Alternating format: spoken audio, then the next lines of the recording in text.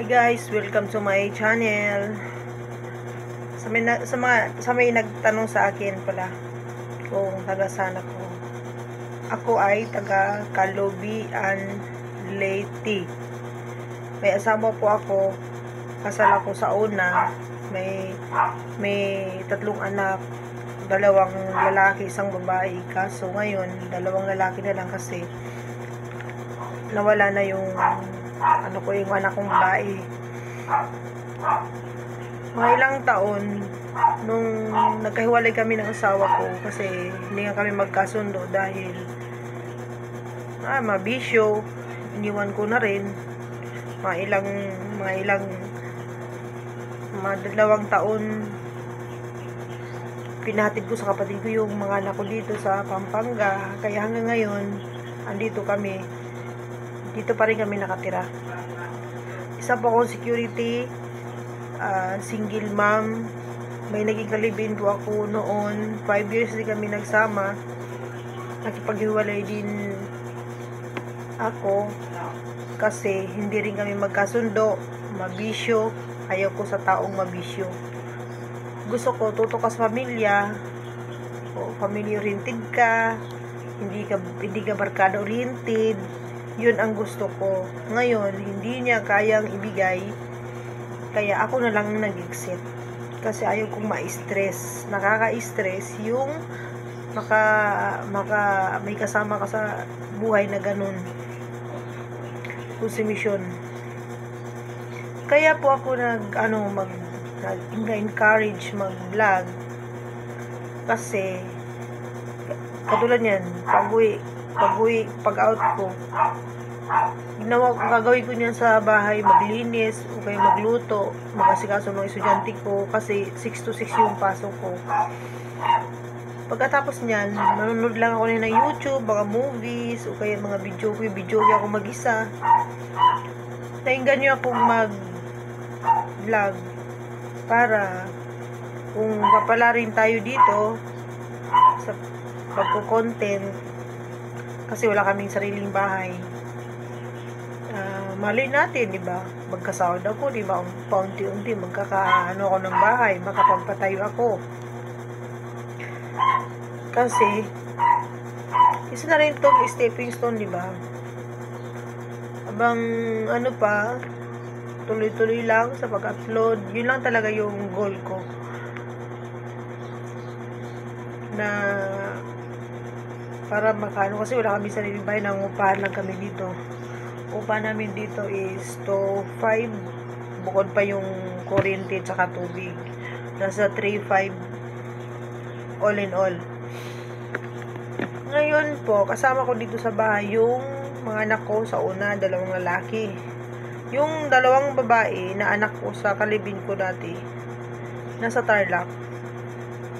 Uwian ako pag day off ko, o kaya mahaba-haba yung mag-leave ako ng 3 araw, uwi ako doon. Minsan sila naman yung kinukuha ko, tinadala ko dito para mag-banding kami. Yun, sa nagtanong. Pero salamat sa tanong mo, sir, kasi na-inspire din akong magkwento para may idea rin kayo kung bakit nagbablog ako, kung ano yung goal ko dito. Ganun talaga. Di ba, yung mga mayayaman nga, lahat ng platform meron na sila. Ako pa kaya? Diba? Sipag-sipag lang. Salamat po sa panonood. Sana nasagot ko yung tanong mo. Salamat po. Tips para sa ito guys, sa YT to, sa read apps na sinasabi nila, tsaka sa black app. Mag-search kayo kung ano yan, kasi bawal banggitin dito. Magsiselo si Facebook pag may mga ibang platform tayong binabanggit. Sa read apps na sinasabi, YT yun. Yung black app, hindi ko ma-explain dito kasi walang ibang term doon na hindi ko mabanggit dito. Baka magka-letter R pa ako. Pwedeng gumawa ng, halimbawa, mga ginagawa mo lang sa bahay, isang minuto maglaba, isang minuto maghugas ng pinggan, maglinis ng bahay. Basta i-add lang yun. Kailangan pag-aralan din yung paggawa ng edit. Kasi, ganun yung ginagawa ko. Magpo-post ako sa Facebook. Pag dikit-dikitin ko yan hanggang sa tumaas yung minuto. Yun, ipopost ko 3 minutes, 7 minutes, 10 minutes. Mas maganda, 10 minutes. Ipopost ko dun sa YT. Kasi, mas mataas yung kitaan dun. Tsaka, hindi dun madaling magka-violation. Dito kasi kay Facebook, madali. Nandiyan na si AI, nakabantay sa bawat post natin. May scanner na, di ba? Kung may mga nakamuted ba, o violation ba, o kailangan revenue, doon wala.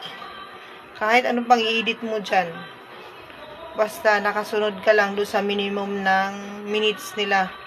Kasi doon naman sa short form ni YT, 60 seconds lang ang pwede doon. Pag lumampas ka doon, copyright nakalagay. Pwede mong burahin, pwede mong i-edit, bawasan, adjust mo yung minutes niya, yung seconds niya.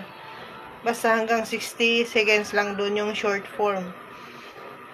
Madalasan ako sa short form kasi minsan, pag nag-content ako pang Facebook, dinidikit-dikit ko lang yan doon sa YT para may pang post din ako doon. Diskarte lang.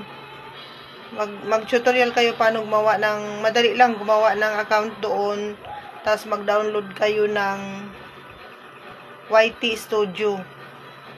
May ganun. Basta madali, pag-aralan nyo lang. Kaysa naman, dati nagsasayang lang ako sa load ko, puro YouTube, puro panonood lang. Ngayon, dalawa na yung pinag-aanuhan ko na content ipopost ko. Pinag-aaralan ko ngayon yung affiliate din. Kasi, dagdag income.